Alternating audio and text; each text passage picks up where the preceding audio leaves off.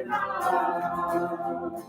No matter where you've been, come on in, come on in.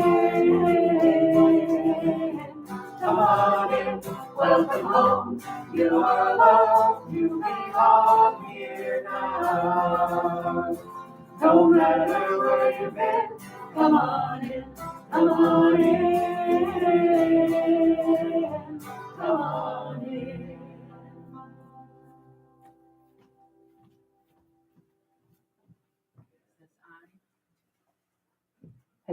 Hello, welcome. Good morning, everybody. My name is Lori Miranda, and I'm acting as chairperson today. And this is a volunteer position that we are looking for people to help with.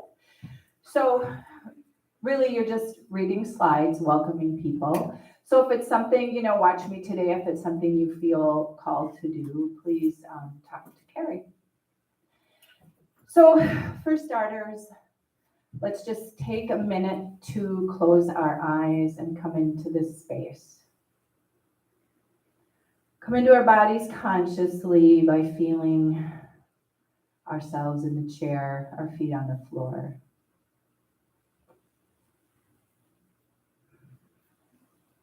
We come with open minds and open hearts. At this point, the chairperson in the past has often shared a message of their own or a poem, and it's not necessary if you should decide to be chairperson. You will be aware of what the talk is, and if there's something that comes to your mind that inspires you to share, then you can do that at that point. So we will start with our vision, mission, and values. So please say them with me. Our vision, a world powerfully transformed through shared spiritual awakening. And our mission, advancing the movement of spiritual awakening and transformation through unity, a positive path for spiritual living. And our values, abundance, acceptance, community, diversity, integrity, joy, and love. And moving on to the daily word. Today's daily word is joy. And if you read the blast, we're bringing back the joy of music. So thank you, guys. Joy, a growing awareness of God's presence, is my greatest joy. Awakening from a restful sleep, when that happens, I give thanks for the new day and all the people who will be part of it. Although I cannot know what will happen as this day unfolds, I remind myself that everything and everyone might lead me to a deeper awareness of God. This growing awareness is my greatest joy. Even if the day includes less than happy experiences, I will know the quiet joy and comforting strength of the peaceful presence of God that is with me always. I rejoice today in being alive, able to think and to feel. I appreciate the sights and sounds that fill my environment. I discover joy anew as I recognize each person I meet as a unique expression of the wonder of God. And from Psalms 118:24, this is the day that the Lord has made. Let us rejoice and be glad in it.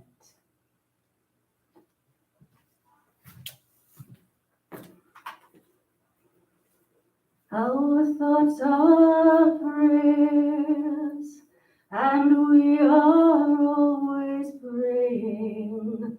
Our thoughts are prayers.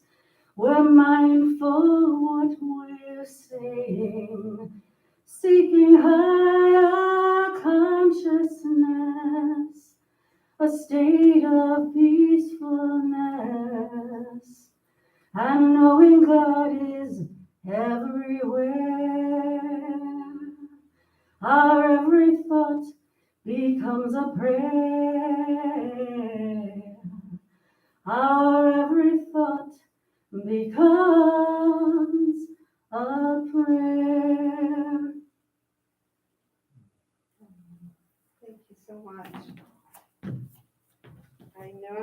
push my button. And my buttons are easily pressed. Hopefully less so as I get older. And my name is Linda, and I'm humbly here to serve you today. Can you hear me? Barely. Can you hear me now? And is this on? Hello? Yeah, This is on? Okay, now can you hear me? Yes. Okay. you don't have to do your mask, do you? Oh, I forgot about that. I'm Mine's so right used, there, sorry. Yeah, I'm now- so used to wearing it. Yeah, the other might be okay for you now. Oh. The other one, yeah. Okay, thank you. Now you can hear me wherever I am? Yes, yes. Yeah. So first of all, I want to acknowledge all of us that have come to be in this moment right here and now. And maybe this is a problem? There, is that any better? Yes. The music team, oh my gosh, to have music back in this, the vibrations of music and the instruments, the people's voices, thank you so much. And all the people, yes. It's just such, you can really feel it in the cells of your body. And the people behind the scenes that make all of this happen, Bill for helping with YouTube and Facebook, and Lori for helping with the slides, and all of you for being here. So, as you know, about 3 weeks ago, we had a distressing event. And in my own processing through this, I am about to share some of the journey of that. And you'll notice that the title of the talk today is Mystery and Synchronicity, and something about, kind of sounds heavy, healing the sins of the Father. And in Unity, we don't usually use the word sins, do we? Because when we think of sins, in Unity, we think of missing the mark, like an archer, and that there's been a mistake made. And I got very interested in the last few weeks in reviewing the science of epigenetics and how trauma gets passed on from one generation to the next on a molecular biological level. So it's nature and nurture, it's both. And by the end of this talk, I hope to leave you with some healing tools that you can research or practice. And in the middle of this talk, it's going to get a little heavy because what I've been up to in the last 3 weeks, besides working as a board member and working to support the well-being of our community, is I wasn't here the last 2 Sundays because back in March, I signed up for a week-long writing retreat 10 hours north of here on the border of Minnesota and Canada. And that's where I've been with the Native Americans and the fishermen and the hockey players of War Road, Minnesota. And but where did the synchronicity come from? You know, this seems like 2 different topics, but it comes from 2 experiences I had just at the very beginning of that journey, after having gone through the distress that we all were facing. And I'm like, oh my gosh, there's some generosity and there's some beauty and there's some real awesomeness in the universe. And so I want to start with sharing a little bit on that synchronicity experience. I am a farm girl, and I like milk, except for my lactose intolerance that I've grown into. So once a year, I treat myself to a Wisconsin cream puff from the state fair, except they didn't come to Appleton this year. And I was yearning for a cream puff. Well, we didn't know, Tom and I, that we were going to be over there at the park and ride in front of the state park fairgrounds the day before my trip, because our daughter calls us up 11 o'clock at night. She needs a ride to Chicago to get on a flight to Alaska. So we make our way down there, and I take Sarah's car, and I'm going to head back to Appleton, and Tom's going to take her to Chicago. And I was going to follow them past the fairgrounds and then get on the highway and go home. And as I'm driving in Sarah's little beater, I'm seeing these lovely state park people with their little flags directing you over to buy a cream puff. I'm like, I got the cream puffs for sale today. So I considered passing him up because, well, I said I would be following Tom out to the highway. I'm like, really, Linda, you're going to do that to yourself? No.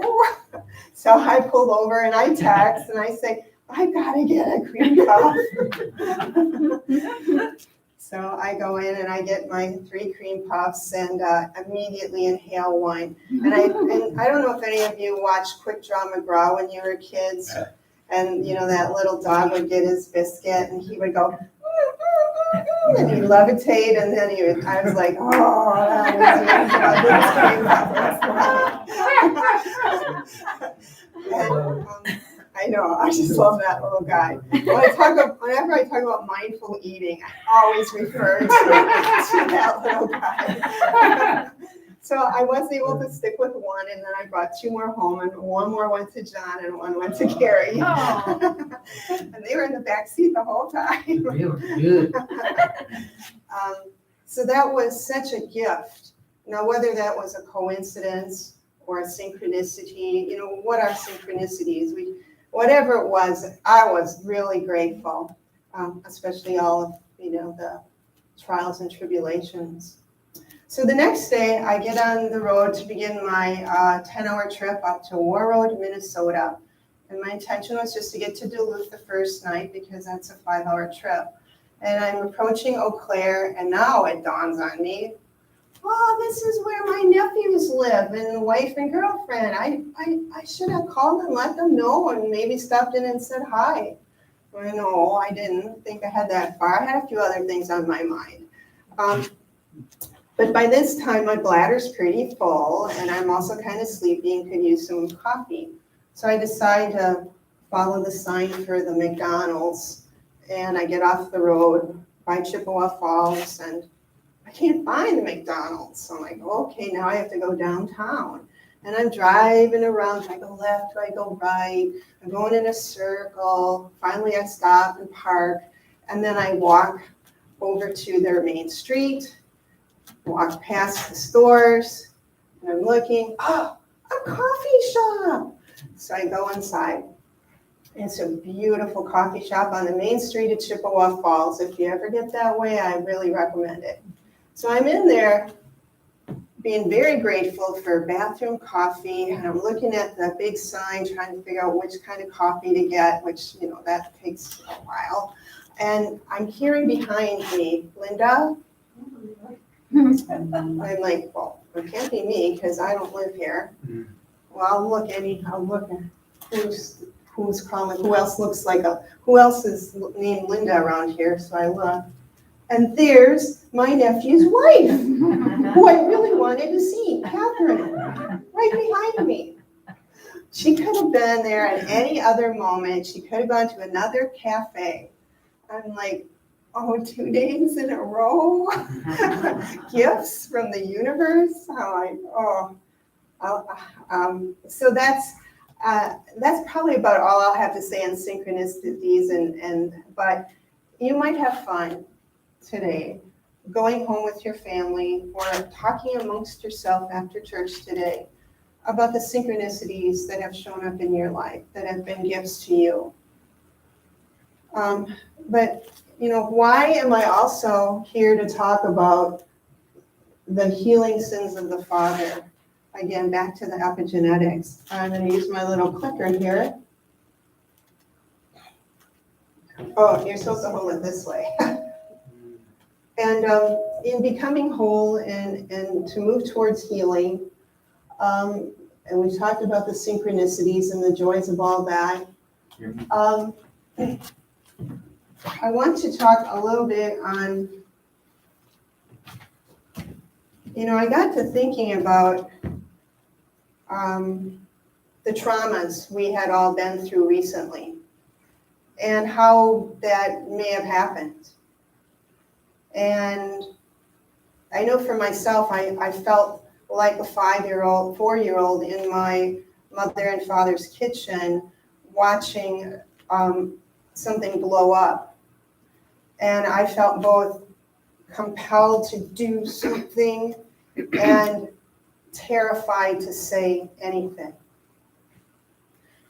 And maybe that's an epigenetic thing, or maybe it's just my nurture, what happened to me. But anyway, I got interested in studying more on epigenetics. I'm going to read something kind of heavy. So this is the intergenerational transmission of trauma effects and the assumed role of epigenetic mechanisms, how molecules change in the body. Now here's something, a study that's very simple, and I think it'll be easy to visualize. One of the studies took mice, and they looked at male mice, and they had them on a floor that was electrified. And then they could choose when to set a shock off into their feet. I'm sorry to tell you this, it's sad for mice. But what they did was then puff in the fragrance of cherry and then give them a shock. And it was a momentary shock. And then once they were trained so that they would only, the researchers, not give them a shock, but just put in the smell of cherry, they would watch how the mice had learned that these two things are associated, and they would demonstrate avoidant behavior. I don't know if they were high-stepping or what, but they had some sort of avoidant behavior. And then they looked at the sons of those, the pups, the male pups of those, that next generation. And they puffed in the scent of cherry, but no electrical shock. And those little pups started to demonstrate avoidant behavior. Like, whoa, talk about, so this is why I'm thinking, it's so fascinating how that works. So the World Psychiatry Journal in 2018 published this. Presently, there are discussions about the impact of historical events, such as colonization, slavery, and displacement trauma in many cultures, including First Nations and Native American communities. So now I'm up in War Road with getting intimately familiar with the great-grandchildren of a medicine man that lived to be 124 years old. And I'll tell you shortly about that story. About African Americans, about Australian Aboriginals, about New Zealand the Maori people, as well as societies exposed to genocide, ethnic cleansing or wars such as Cambodians, Armenians, Rwandans, Palestinians, and communities in the former Yugoslavia. There's also growing literature about offspring effects following early maternal childhood maltreatment. The intense focus on intergenerational effects in these different groups suggests that this topic has broad resonance and global applicability, and provides a mandate for increased attention to this area, including prospective longitudinal studies that can be designed in the future to determine just what's going on in this phenomenon. So I promise we're going to talk about, assuming that's kind of happened in our bodies, what can we do about it, okay? So I'll get there. Let's see, I need my clicker.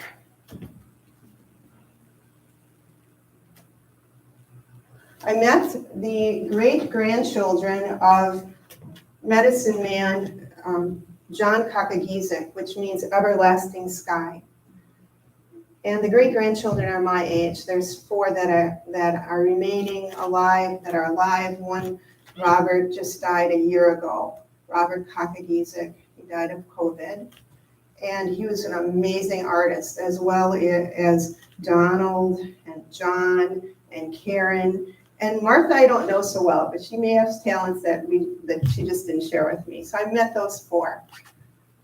And they talked about their experience of being taken out of their home, taken out of their community, and put in foster care systems. I don't think that's allowed anymore. I think now Indigenous people have to be, I think there's some protections. And their mistreatment in those foster homes. And Donald, who is the youngest, when you see him, he has a gentle, peaceful presence.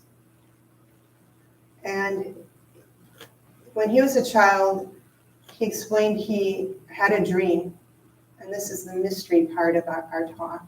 He had a dream where a white light surged through his body from his head all the way down, right out through the soles of his feet.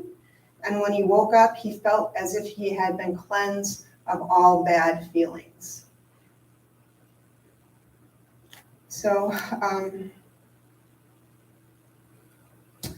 going to share some readings from another Native American who is our National Poet Laureate and our first Native American Poet Laureate. And on our Facebook members page, there's a link to a video interview with her.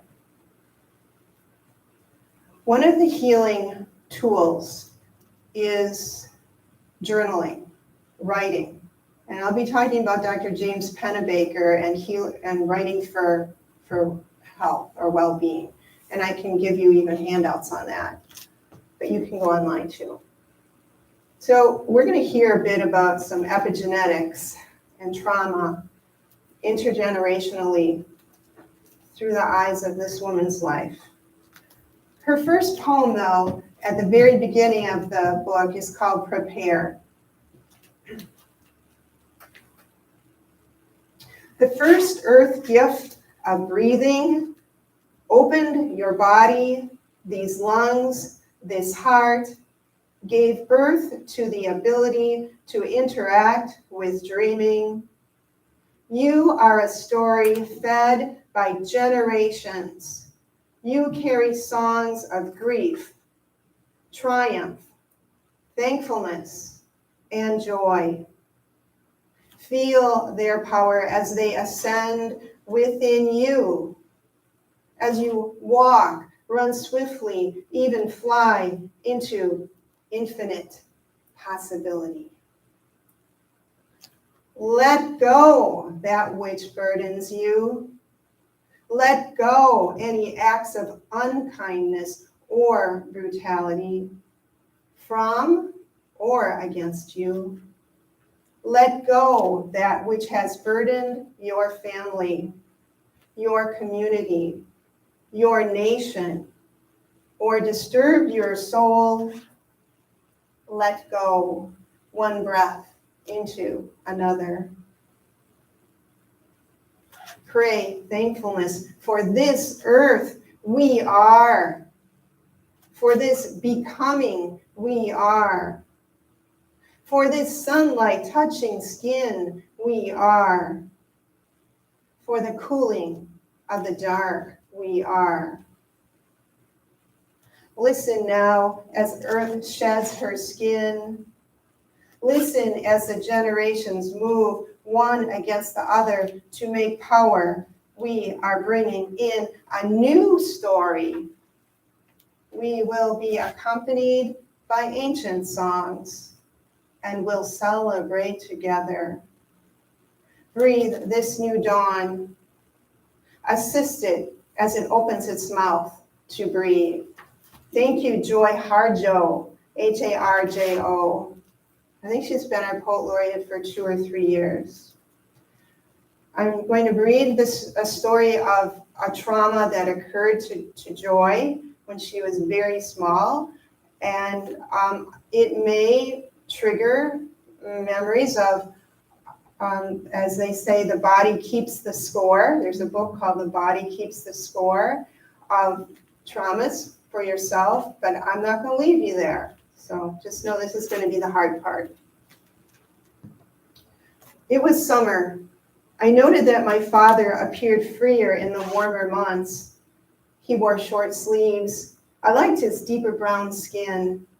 My father did not feel compelled to speak much at all until he was in the company of his friends or drinking. Usually these occasions occurred at the same time. He was not a man of words. Though he was an educated Muskogee Creek man who grew up in a 20-room house, a house bought by oil money, and his mother came from a line of respected warriors and speakers who served the tribal nation in the house of warriors.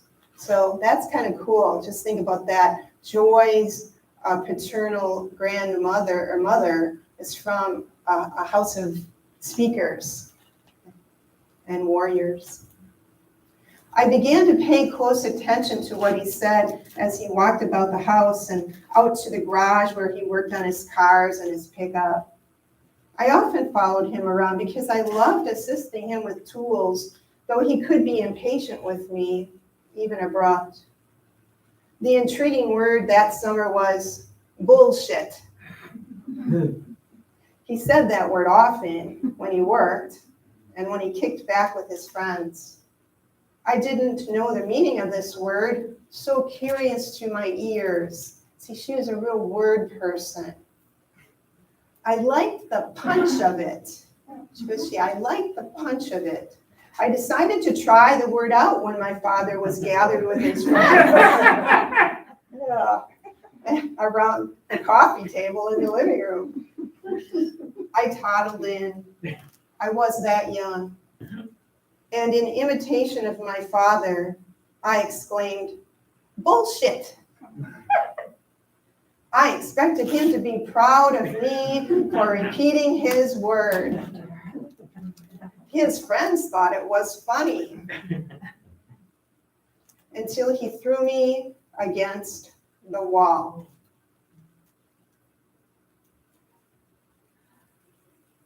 When I stood up after being thrown, I felt ashamed. Shame originates in the knot of your sacral root and climbs up the rest of your body like hate-smelling smoke.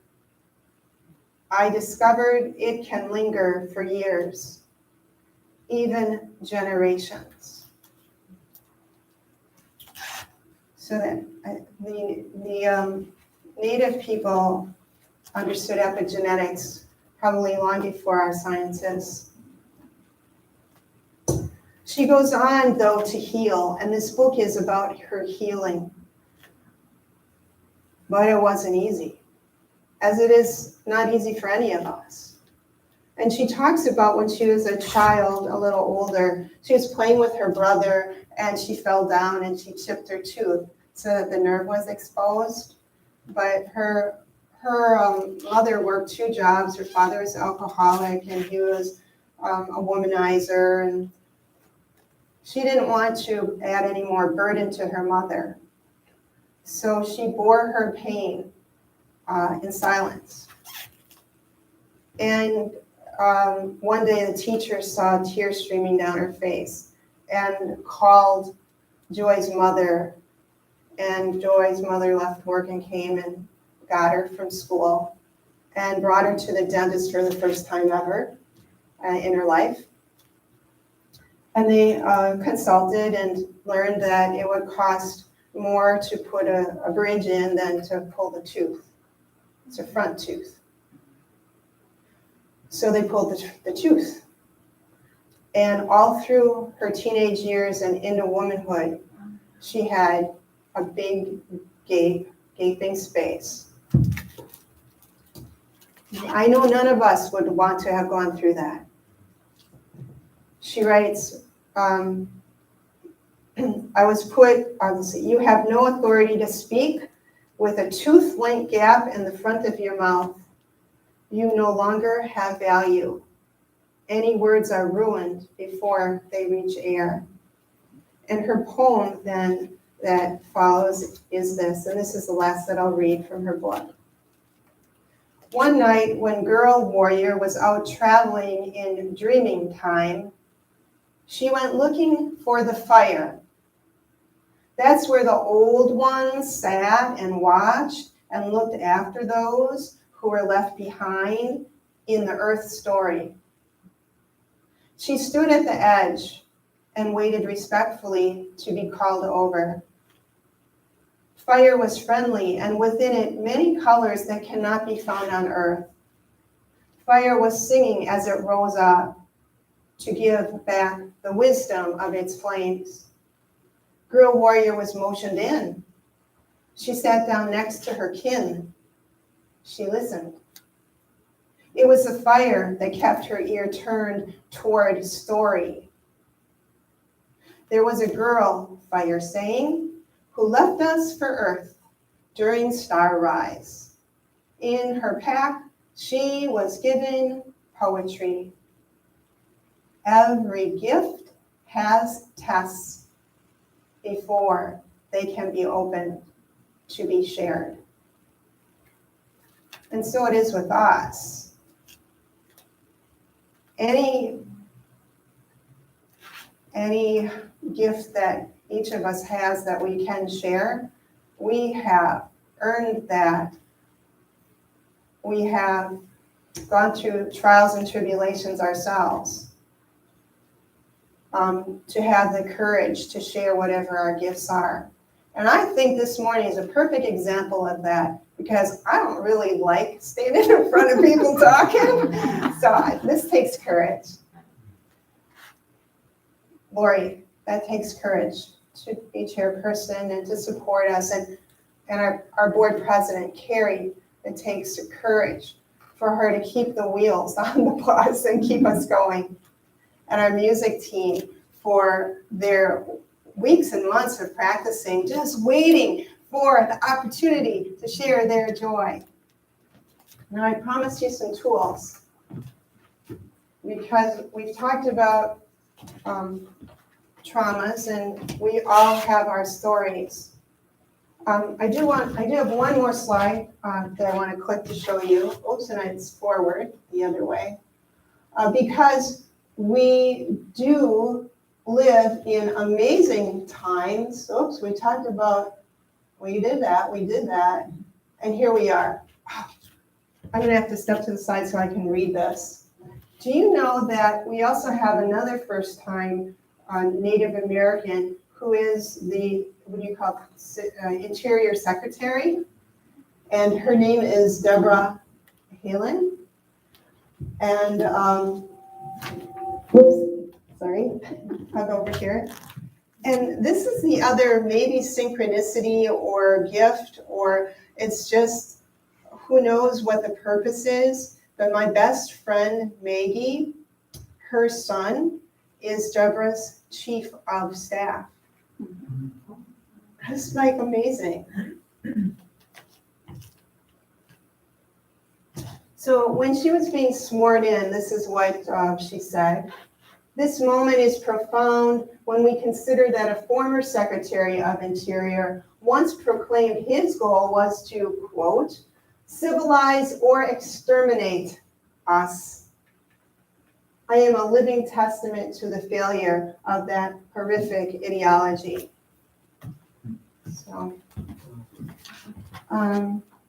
So tools for healing. As I was reviewing epigenetics and what can help with healing traumas that might be nature nurture, well, we know of cognitive behavioral therapy, and I do believe that Unity is a cognitive behavioral therapy spirituality, where we look at our patterns of thinking, and if they're distorted or they don't serve us, or they create illness or ill-being for us or others, we work at identifying them and changing towards something new, I mean, it might be like a trip to Italy, a foreign country, but we're like open to new ways of thinking. And then there's mindfulness meditation and all of the work of John Kabat-Zinn and the mindfulness-based stress reduction, which also is a form of awakening to our patterns, our conditioned patterns of thinking, and then saying, maybe I have a different choice to make, and maybe I don't have to react with those conditioned ways of thinking. And then there's the Journaling for Health by James Pennebaker. And I actually have his exercise in writing, but you can look up James Pennebaker online, Penne Baker, James Pennebaker. He was our keynote speaker at one of our Biofeedback Society of Wisconsin meetings. And I met him and we've talked, and I read my poetry, and his research said poets need to change over periods of their writing, to change their pronouns, to protect them from suicide. He said, Linda, you need to start changing your pronouns. I mean, suicide's not funny, but the growth is a wonderful thing, and I really laughed at that opportunity. Here's the researcher on pronouns in poetry, and he's telling me face to face. How lucky is that? And then I came upon some things from a functional medicine practitioner, and simple things like healthy eating, 1 to 2 cups of greens a day. I'm like, okay, so I went out and picked my kale this morning and put it in with my eggs. Don't smoke, don't drink, eat lean proteins, exercise, sleep 7 to 9 hours a day, and meditate. So all good news. And I think the other thing is we all need to come to a point where we say to ourselves, I'm done with whatever our conditioned patterns of thinking are. For me, it was victim thinking. I'm done with seeing the world as if I'm a victim. I'm done with this stinking thinking, and I'm open to learning what else there is. And with that, we have some music. So thank you all for listening. Appreciate it. Thank you, Linda. We will encourage you to move however you would like to move to this song. And that might just mean tapping your hand on your leg or moving in some way to just keep beat with the music. Plus, while she's getting herself turned off and whatever, I gotta tell you, what's going on, Carrie? You certainly can. Yep. Well, we just were talking this morning about how cool it was that Linda was talking about synchronicity, and we decided months ago, that's our name. Synchronicity. For our group here. Group here. We're going to call ourselves Synchronicity. So that was so cool, because we just kind of snuck up on you, Anyway, so pretty excited about that. So enjoy moving to the music. Here we go.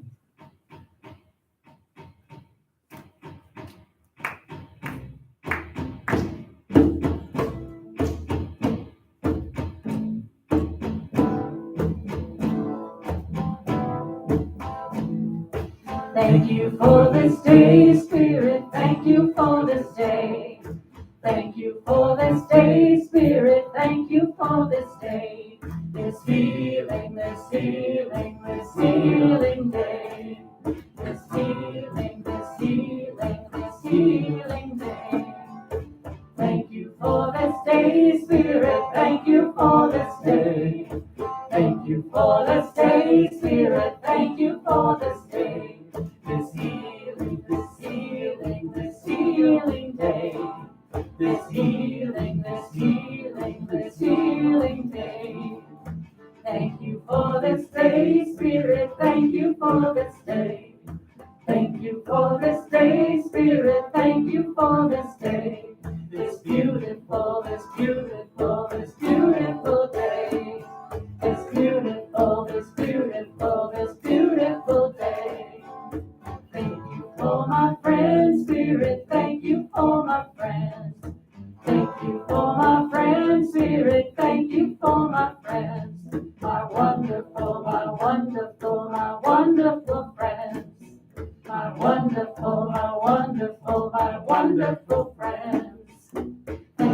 for this day, Spirit. Thank you for this day.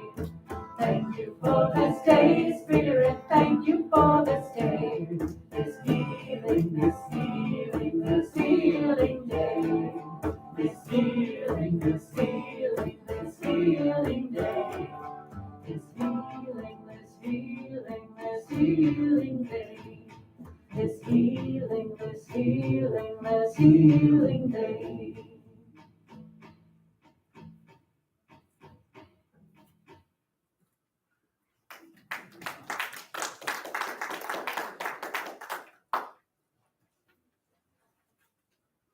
Is this on?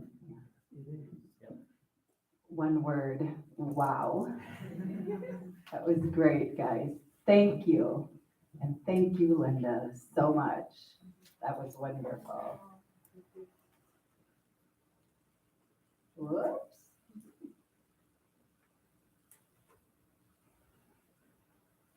Okay, at this point, a couple of announcements. We are looking for volunteers to do this job. And we're also looking for volunteers to manage the tech on Sundays. So if anybody feels called, talk to anybody on the board or Carrie. Well, she's on the board, she's the president. And now for our moment of gratitude. And I always appreciated when we took the time to really think about something that we feel grateful for. Because we're hardwired to notice a lot of the negative. So we need to put a little bit more effort into really downloading the good as well. And I heard something this morning that I liked. Think it, thank it, and feel it. So if you just want to think of something that you're grateful for, and thank it, and feel it.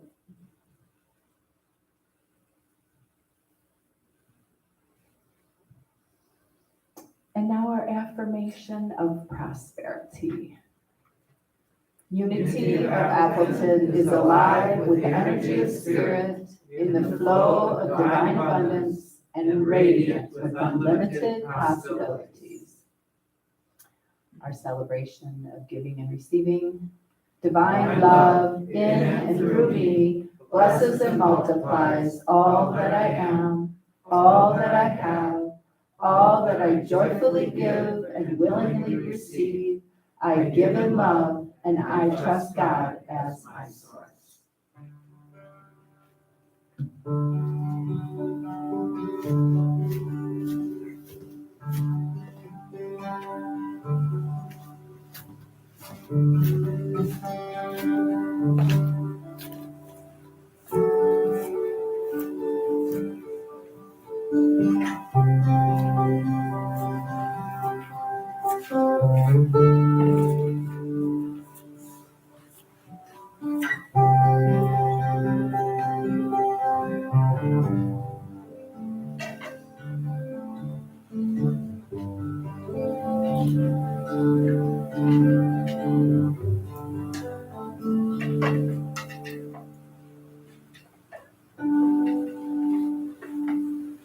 And I want to say the check is in the mail.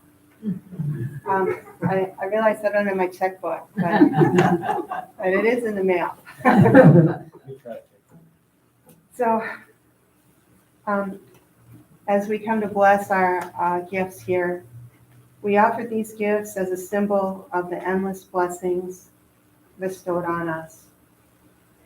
These offerings radiate the awesome light and love within us, and they spread that light and love throughout all creation. So be it.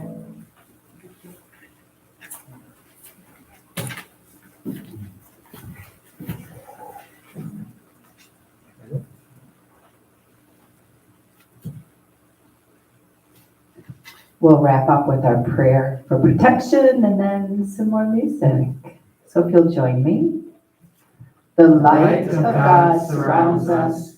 The love of God enfolds us. The power of God protects us. The presence of God watches over us. Wherever we are, God is, and all is well. And may you enjoy our last song of the day, I Choose Love.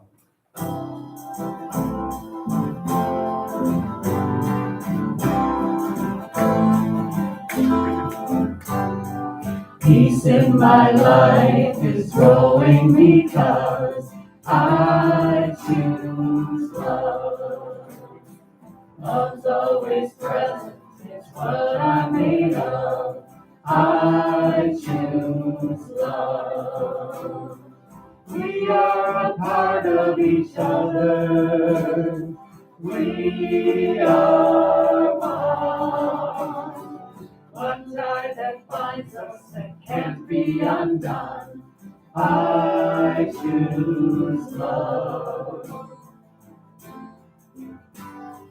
I choose love. Peace in my family is growing because I choose love. Let love be present, it's what we're made of.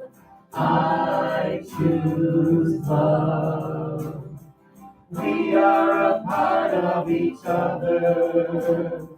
We are one. One loving family, sharing one son. I choose love. I choose love. Peace for our planet is growing because I choose love. Let love be present, it's what we're made of. I choose love. We are all part of each other. We are one. One choice unites us, let this be the one. I choose love. I choose love. I choose love.